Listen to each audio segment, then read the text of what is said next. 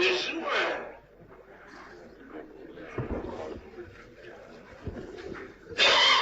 tous les besoins de l'être parlant sont contaminés par le fait d'être impliqués dans une autre satisfaction. Lier ces trois mots. À quoi ils peuvent faire défaut. Les 10 besoins, j'entends. Comment ça peut disfaire cette première phrase que, mon Dieu, en me réveillant ce matin, j'ai mis sur le papier comme ça pour que vous l'écriviez.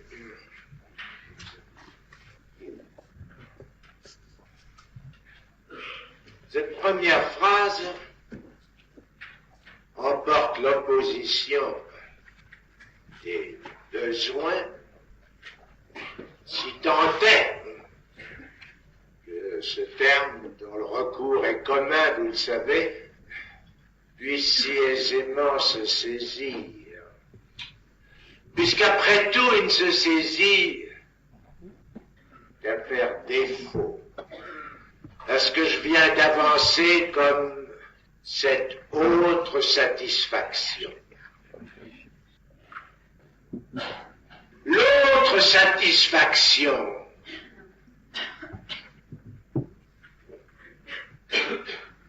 tout de même, vous devez l'entendre, c'est bien ce qui se satisfait au niveau de l'inconscient. Et pour autant que quelque chose s'y dit et ne s'y dit pas s'il est bien vrai qu'il est structuré comme un langage.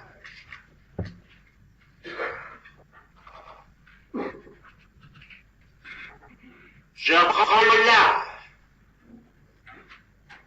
c'est-à-dire d'une certaine distance, de ce à quoi, depuis un moment, je me réfère, c'est à savoir la jouissance dont dépend cette autre satisfaction, celle qui supporte du langage. Si, comme ça, dans l'intervalle des temps de ce que j'énonce ici, vous arrive, ça pourrait vous arriver, ça pourrait même vous être indiqué par des échos que vous auriez, de ce qu'en traitant, il y a longtemps, il y a très longtemps, 58, 59, l'éthique de la psychanalyse, j'ai désigné, sur quoi j'ai insisté, en partant de rien de moins que l'éthique à Nicomaque d'Aristote. Ça peut se lire. Il n'y a qu'un malheur pour un certain nombre ici, c'est que ça ne peut pas se lire en français. C'est manifestement intraduisible.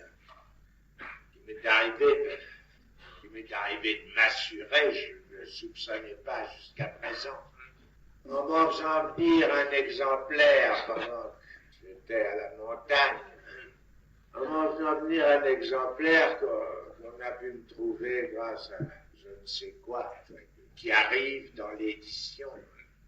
Les éditeurs en rage, ce n'est pas une raison pour que je leur fasse de la réclame.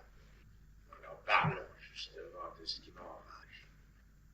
Dans l'occasion, c'est pour ça qu'il m'enrageait du tout, simplement une traduction qui bien sûr m'avait servi à moi.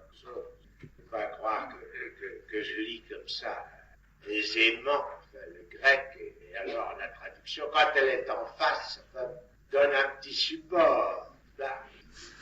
Ouais. Enfin bref, il y avait chez Garnier autrefois une chose qui a pu me faire croire qu'il y avait une traduction d'un nommé Voilquin. Voilquin, je ne sais pas comment ça se prononce. Un universitaire, évidemment. C'est pas de sa faute. C'est pas de sa faute si le grec ne se traduit pas en français.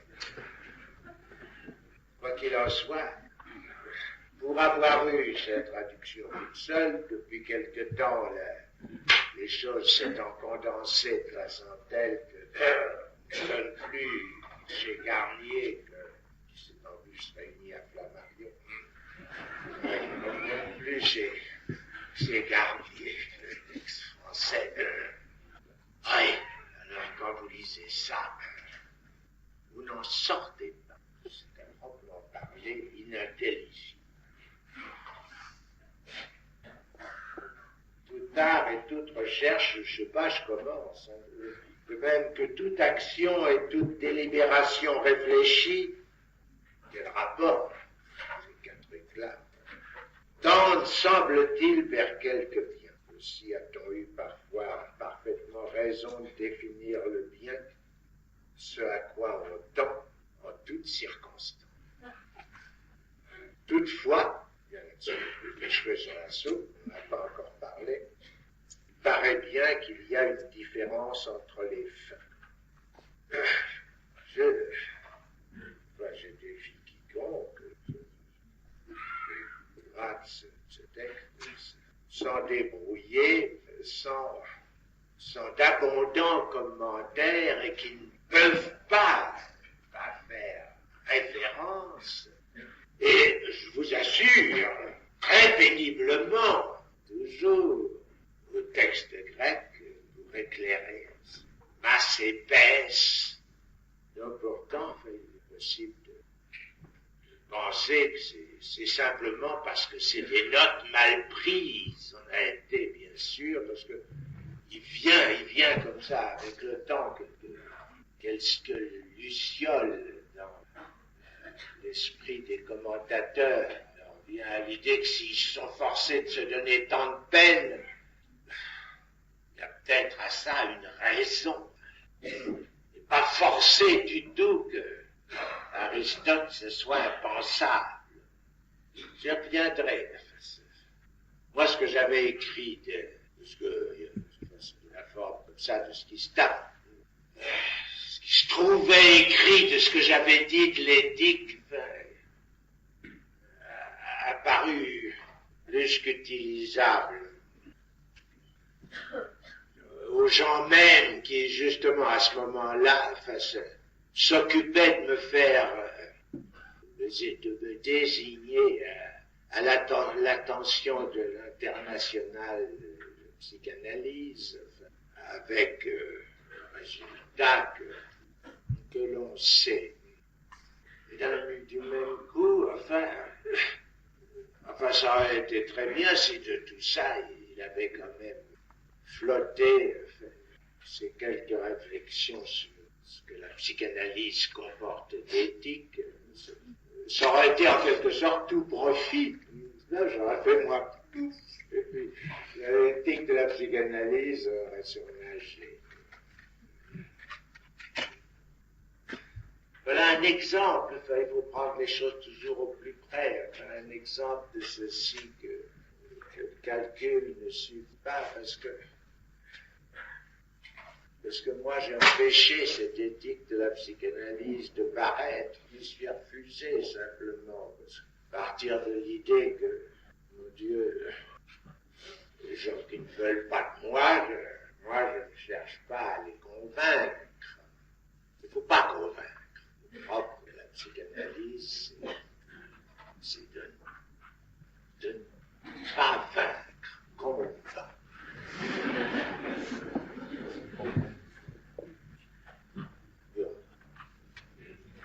C'était quand même un séminaire pas mal du tout.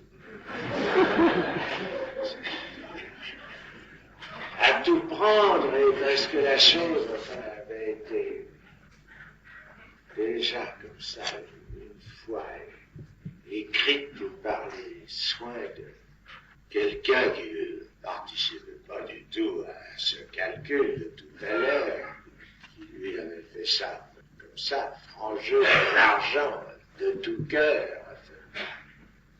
qu'il l'avait lui alors, qu'il en avait fait un écrit de lui. Il songeait d'ailleurs tout bien sûr à ravir, produit tel que si j'avais bien voulu. Bon, alors j'ai pas voulu, mais ça n'empêche pas que c'est peut-être de tous les séminaires le seul que je réécrirai moi-même, dont je ferai un écrit. Bien que j'en fasse un. Pourquoi ne pas choisir celui-là? Bon, vous voyez que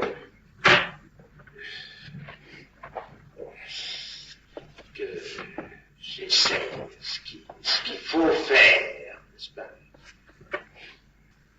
C'est quand même, disons, il n'y a pas de raison de ne pas se mettre à l'épreuve, de voir une chose comme ça. En quoi Freud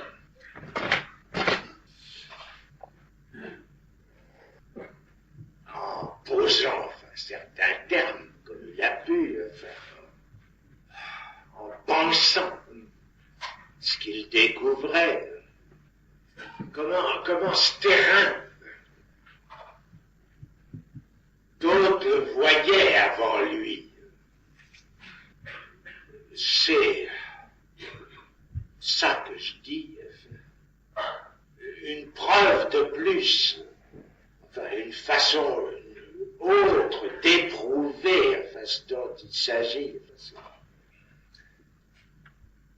C'est que ce terrain n'est pensable que grâce aux instruments qu'on opère, et que les seuls instruments dont nous pouvions pouvoir se véhiculer témoignages, eh bien c'est des écrits. Il est tout à fait clair, il est rendu sensible par l'épreuve de ça, même à lire dans la traduction française l'éthique à Nicomaque, n'est-ce pas? Vous n'y comprendrez rien, bien sûr, pas plus qu'à ce que je dis, n'est-ce pas? Donc ça suffit quand même.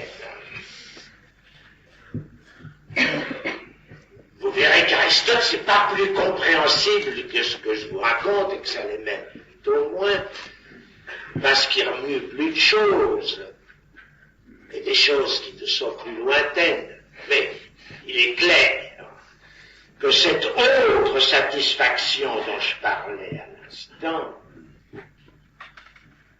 eh bien c'est exactement celle repérable de surgir de quoi? Eh bien, mes bons amis, impossible d'y échapper si vous vous mettez là au pied du truc, n'est-ce pas, hein?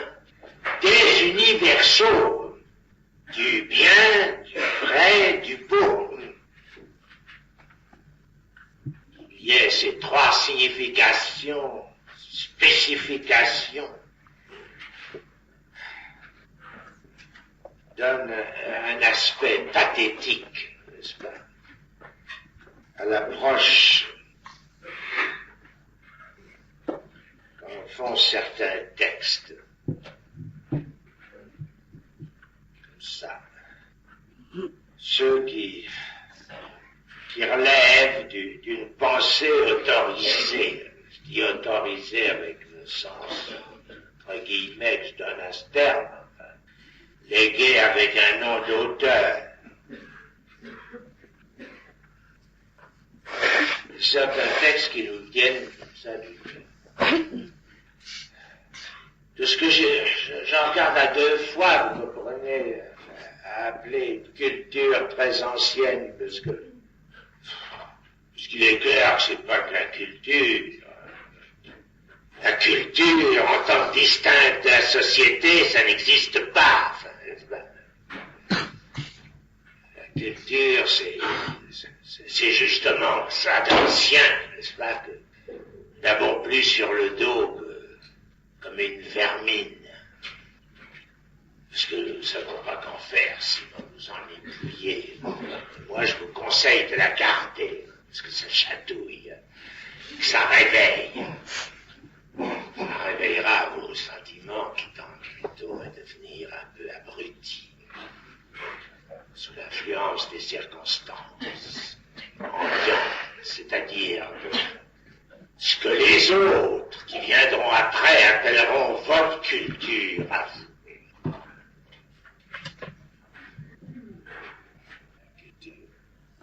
La culture qui sera devenue pour eux de la culture, parce que depuis longtemps, vous serez là-dessous. Tout ce que vous supportez, le lien social.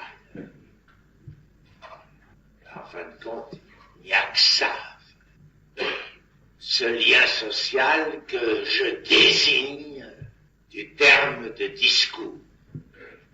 Parce qu'il n'y a pas d'autre moyen de désigner dès qu'on s'est aperçu que le lien social ne s'instaure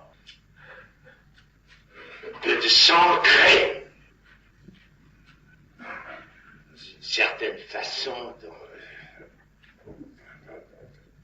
le langage s'imprime, se situe sur ce qui grouille, c'est-à-dire l'être parlant. Faut pas s'étonner. Faut pas s'étonner que des discours antérieurs, et puis il y en aura d'autres,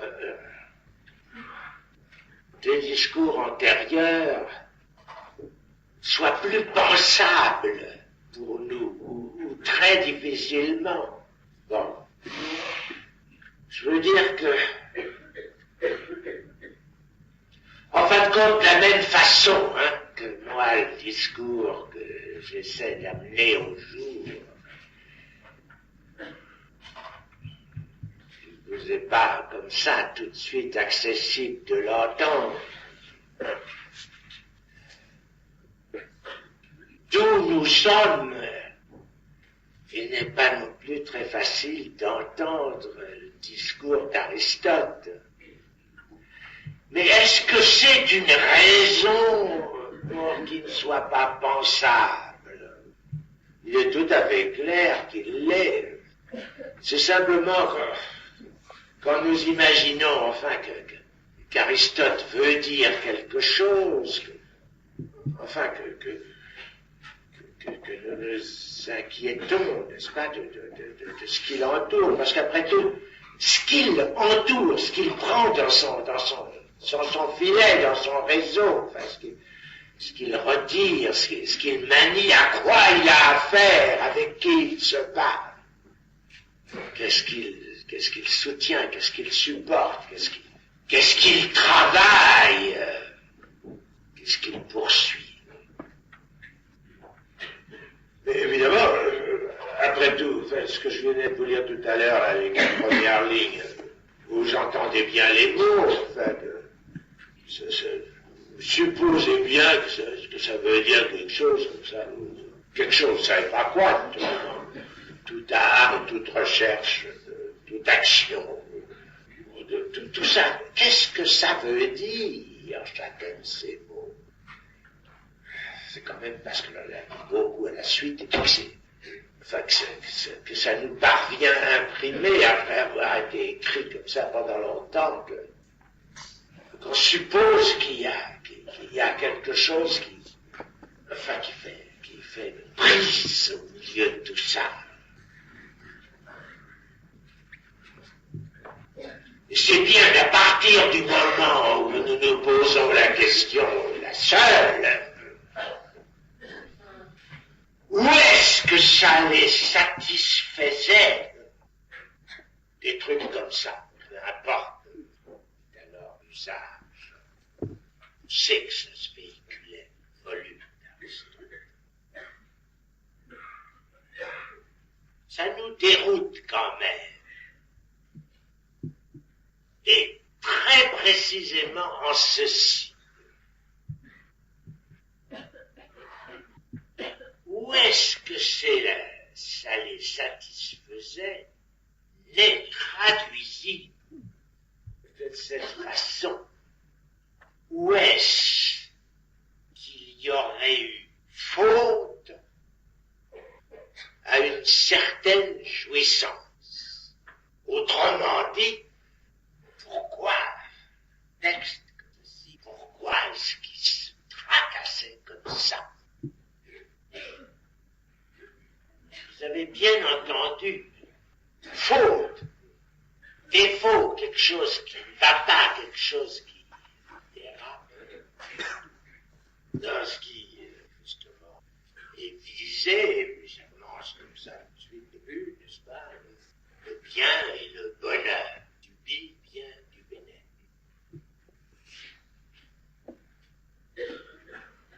La réalité est abordée avec les appareils de la jouissance. Voilà encore une forme que je propose. Si tant est que nous nous centrions bien sur ceci, que d'appareils il n'y en a pas d'autre que le langage. C'est comme ça, chez l'être parlant, la jouissance est appareillée. Et c'est ça ce que dit Freud. Bien sûr, corrigeons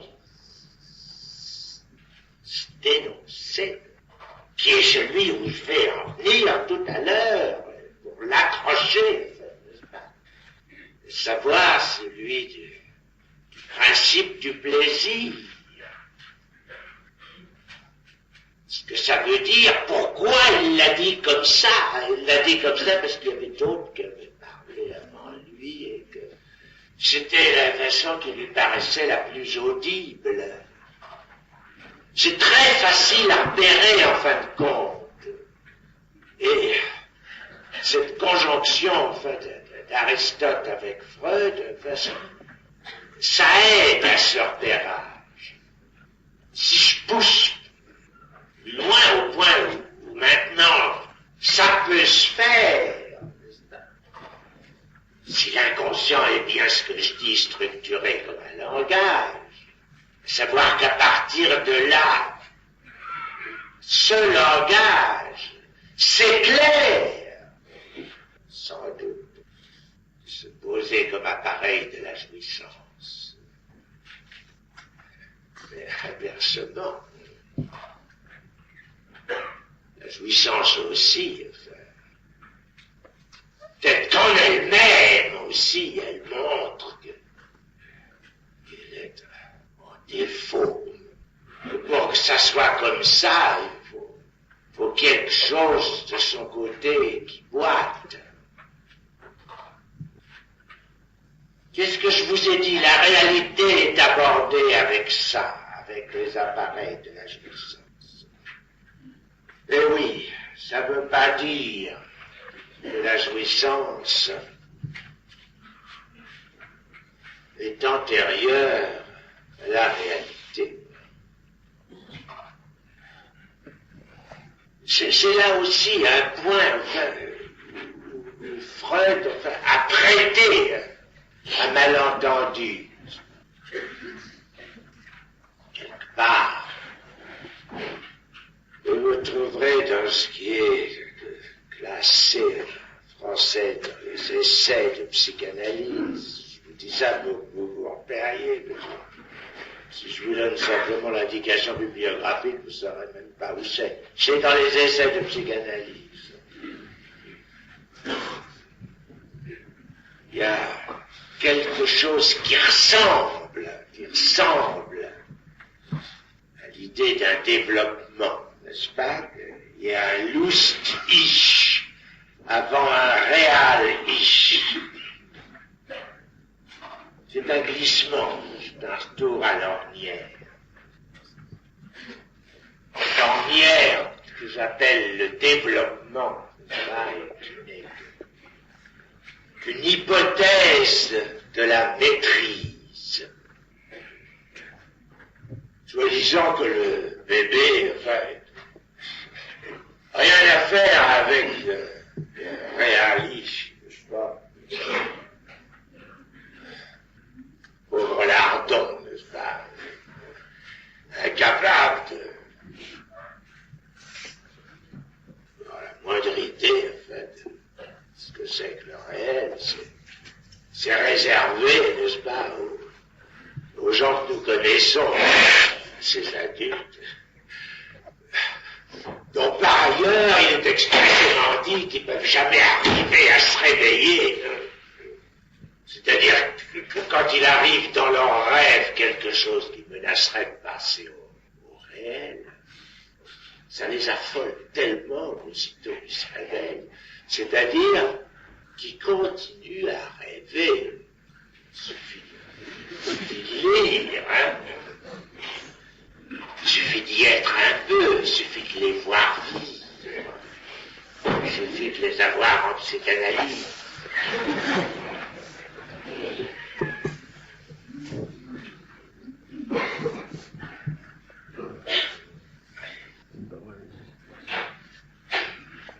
Il faut s'apercevoir ce que ça veut dire que donc le développement.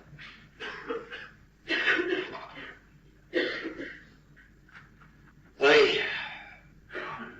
Quand on dit primaire et secondaire pour les processus, il y a peut-être là une sorte de façon de dire qui fait illusion. En tout cas, disons que c'est pas parce qu'un processus est dit primaire, on peut bien les appeler comme on veut, après tout, qu'il apparaît le premier. Quant à moi, j'ai jamais regardé un bébé sans ayant le sentiment qu'il n'y avait pas pour lui de monde extérieur. Et tout à fait manifeste qu'il regarde que ça et que ça l'excite manifestement. Et ça, mon Dieu, la proportion exacte où il ne parle pas encore. À partir du moment où il parle, eh ben, à partir de ce moment-là, très exactement, très avant, je comprends qu'il est de foulement. Le processus est peut-être primaire du loustic, pourquoi pas, il est évidemment primaire dès que nous commencerons à penser. Mais il n'est certainement pas le premier.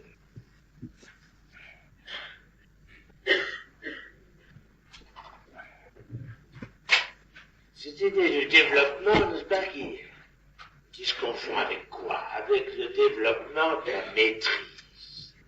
Je l'ai dit tout à l'heure. C'est là qu'il faut quand même avoir un petit peu, un peu d'oreille, comme dans la musique. Je suis maître, je progresse dans la maîtrise. Le développement, c'est quand on devient de plus en plus maître. Je suis maître de moi comme de l'univers. Hein? Ouais. Et bien là, je parlais tout à l'heure, hein, convaincu. L'univers, hein, à partir de certaines petites comme ça lumières, en fait, j'ai essayé de vous donner, n'est-ce pas, l'univers. L'univers, c'est une fleur de rhétorique. Alors, ça pourrait peut-être aider à comprendre avec cet écho littéraire, que le moi peut-être aussi l'est. Fleur de rhétorique, sans doute, qui pousse du pot, du principe du plaisir. Ce que Freud appelle Lustprinzip, n'est-ce pas? Et de ce que j'ai défini, de ce qui se satisfait du blablabla. Car c'est ça que je dis. conscient et structuré comme un langage. Faut que je mette des points sur les i. L'univers, vous pouvez peut-être tout de même maintenant vous rendre compte à cause de la façon dont j'ai accentué, enfin, n'est-ce pas,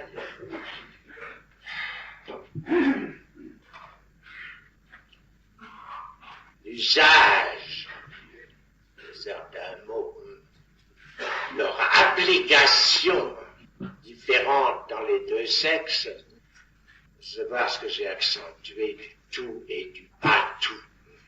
L'univers, c'est là de dire tout réussi.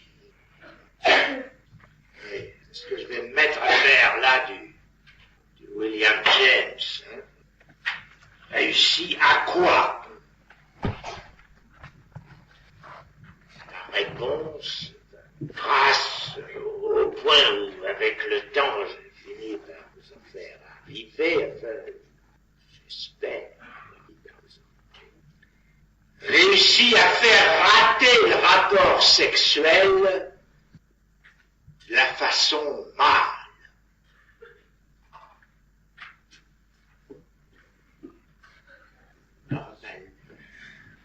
Je devrais recueillir ici des ricanements. Hélas, rien de pareil. Les ricanements devraient vouloir dire « Ah, vous voilà donc pris deux manières de la rater. » L'affaire, le rapport sexuel. C'est comme ça que se module la musique de l'épithalame. L'épithalame, le duo. Il faut quand même distinguer le duo du dialogue. L'alternance, la lettre d'amour, n'est pas le rapport sexuel.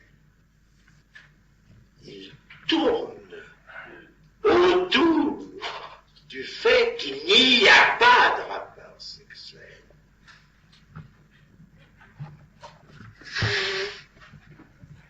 Qu'il y ait donc la façon mâle tournée autour et puis l'autre.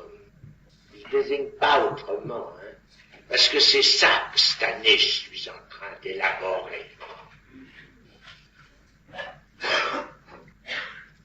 Savoir comment de la façon femelle, ça s'élabore du pas tout plein. Seulement comme jusqu'ici ça n'a pas beaucoup été exploré, le pas tout, c'est ça qui évidemment me donne un peu de mal. Là-dessus, je vais vous en raconter une bien bonne pour vous distraire. Ouais, c'est que au milieu de mes sports d'hiver, là, j'ai eu besoin de tenir une parole véhiculée jusqu'à Milan. Et comme ça, à une heure, à vol d'oiseau rapide de Milan que j'étais, dans le chemin de fer, ça fait une journée entière, en fait, d'y aller. Bon, enfin, bref, comme moi, je ne peux jamais quitter, je suis comme ça. J'ai dit que j'en ferais l'éthique de la psychanalyse, mais c'est parce que je la réextrais comme ça. Je ne peux pas ne pas rester au point où j'en suis, de sorte que je vais donner ce titre absolument fou pour une conférence. Milanais qui n'a jamais entendu parler de ça. La psychanalyse, référence au rapport sexuel. Ben, ils sont très intelligents. Hein. Ils ont tellement bien entendu qu'aussitôt le soir même, dans le journal, c'est écrit pour le docteur Lacan, les dames, les données n'existent pas.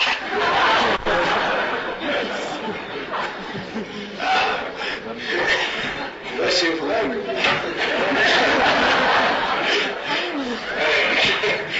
les rapports sexuels existent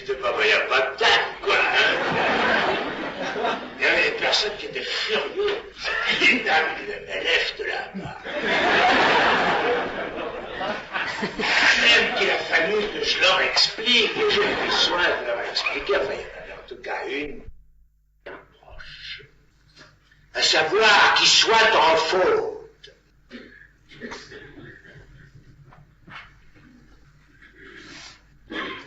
Oui.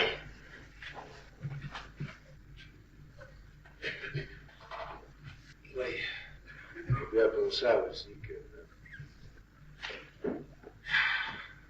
c'est bien vrai ce que je mérite, enfin, n'est-ce pas, qu'il me mette en rage, n'est-ce pas, à l'occasion, ce qui n'est plus parti, je ne sais pas, que quand je m'oublie au point de publier, hein,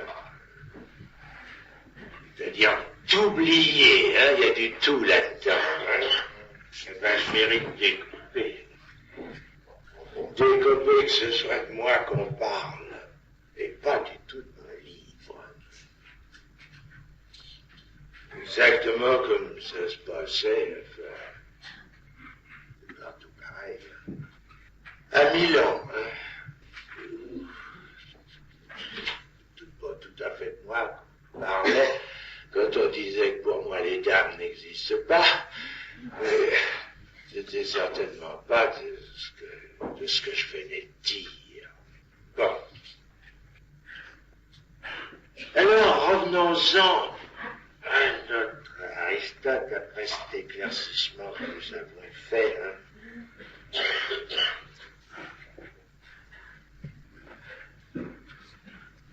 Qu'en somme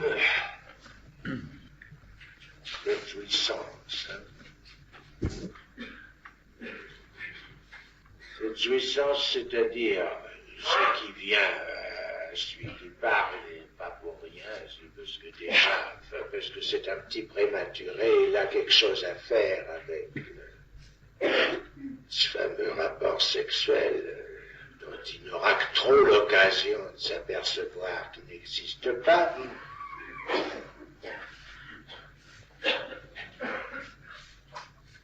C'est donc bien plutôt en second qu'en premier, n'est-ce pas? Et dans Freud, il y en a la marque, il y en a des traces. Il a parlé d'Urverdrängung, d'un refoulement primordial, c'est bien parce que justement, le vrai, le bon, le refoulement de tous les jours, eh bien justement, il n'est pas premier, il est second.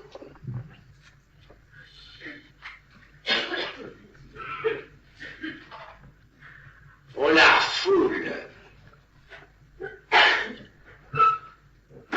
la dite jouissance,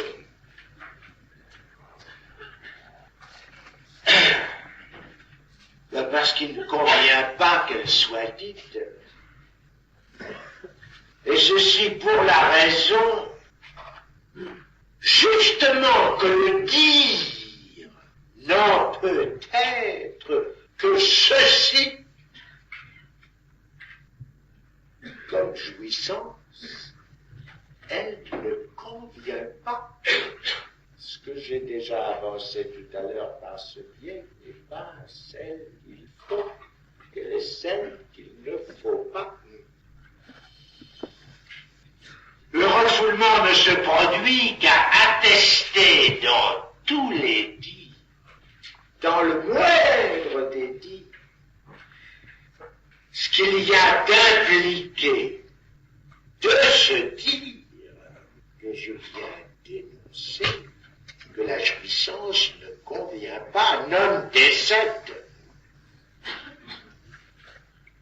ne convient pas à quoi? Au rapport sexuel en ce sens qu'à cause de ce qu'elle parle, la dite jouissance. Lui, le rapport sexuel n'est pas. C'est bien pour ça que elle fait mieux de se taire, avec le résultat que ça rend le rapport. Dans son absence même, encore un peu plus lourd.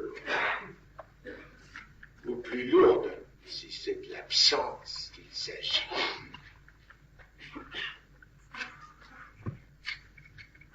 C'est bien pour ça que, en fin de compte, elle se débat et que le premier effet du mouvement, c'est qu'elle parle d'autre chose. C'est ce qui fait le ressort que vous venez lourdement d'indiquer. C'est ce qui fait de la métaphore le ressort. Voilà.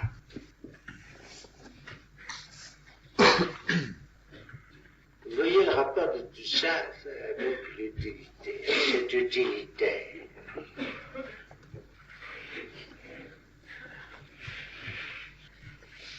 Ça vous rend capable de servir à quelque chose. Et ceci faute de savoir jouir autrement qu'à être joué. Puisque c'est justement la jouissance qu'il ne faudrait pas. Bien, c'est à partir de là. C'est à partir de ce pas à pas qui m'a fait aujourd'hui scander quelque chose d'essentiel qu'il nous faut aborder, enfin, je vous en laisserai le temps. Et vous congédiez maintenant, il nous faut aborder cet éclairage que peuvent prendre l'un de l'autre. Aristote et Freud, d'interroger comment pourrait bien s'épingler, de se traverser l'un l'autre. Sont Aristote au livre 7 de la Diététique, Nicomaque, n'est-ce pas, pose la question à propos du plaisir. Comme le plaisir, cette façon noteuse, ce qui lui paraît sûr, se référer à la jouissance, ni plus ni moins. Il pense, sans aucun doute, que c'est là quelque chose qui ne peut que se distinguer du besoin. Ces besoins dont je suis parti dans ma première phrase. Là, il s'agit, dit-il, de ce qu'il encadre de la génération, c'est-à-dire de ce qui se rapporte au mouvement. Pour lui, Aristote, le mouvement, en raison de ce qu'il a mis au centre de ce monde a jamais maintenant foutu le camp à volo. Ce qu'il a mis au centre, le moteur immobile, c'est dans la ligne de ce qui suit immédiatement, à savoir le monde, ce moteur immobile, c'est causé. C'est un peu plus loin encore que pour ce qu'il en est de ce qui naît, de ce qui meurt, de ce qui s'engendre et se corrompt. Les besoins, bien sûr, se situent. Les besoins se satisfaits par le mouvement. Chose étrange. Comment se fait-il que nous devions, sous la plume de Freud, précisément retrouver ça dans l'articulation de ce qu'il en est du principe du plaisir. Quel équivoque fait que dans Freud, le principe du plaisir ne s'évoque que de ce qui vient d'excitation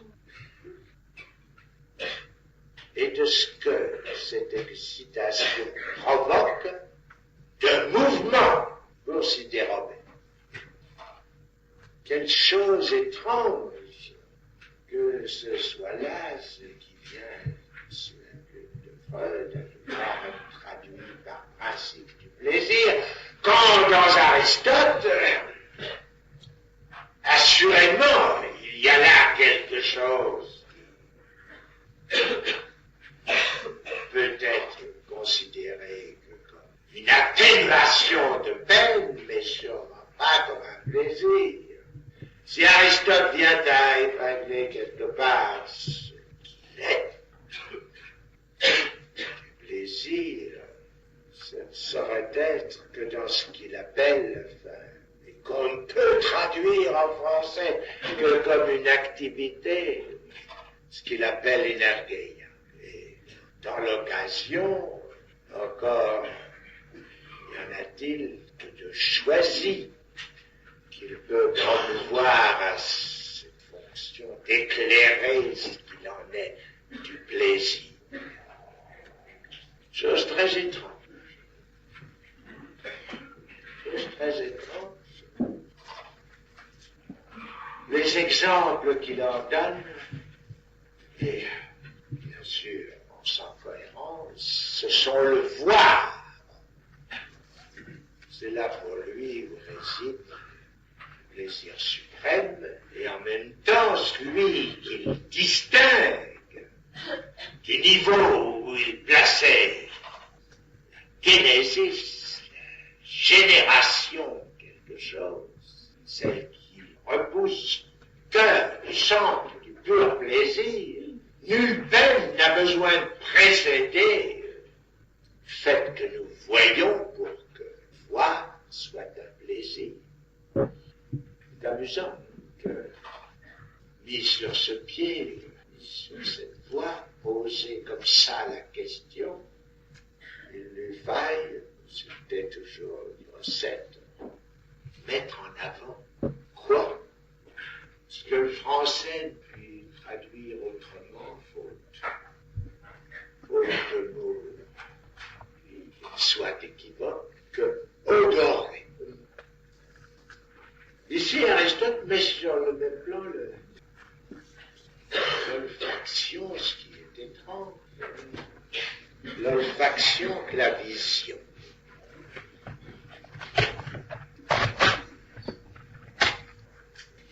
Un vif sentiment de la diversité de la chose et aussi que le plaisir, si opposé que semble, ce second sens au premier, le plaisir s'en trouvait supporté.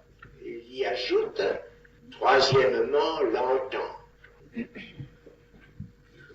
Bon, puisque nous arrivons près de 45, je peux bien amorcer, ne pas vous laisser en devinette, la remarque qu'à s'avancer sur cette voie, mais ne reconnaissez-vous pas que sur cette voie, dont après tout, il faut que nous ayons déjà fait le pas, que je vous ai dit tout à l'heure de voir que la science se réfère centralement à celle-là qu'il ne faut pas, qu'il faut répéter le rapport sexuel, mais qui reste tout entière accrochée. Ce qui surgit, l'épinglage de désir Aristote, mais quoi? C'est très exactement ce que l'expérience analytique nous permet de repérer comme étant d'au moins un côté de l'identification sexuelle, le côté mâle pour le nommer, ce qui se repère d'être l'objet. L'objet qui se met à la place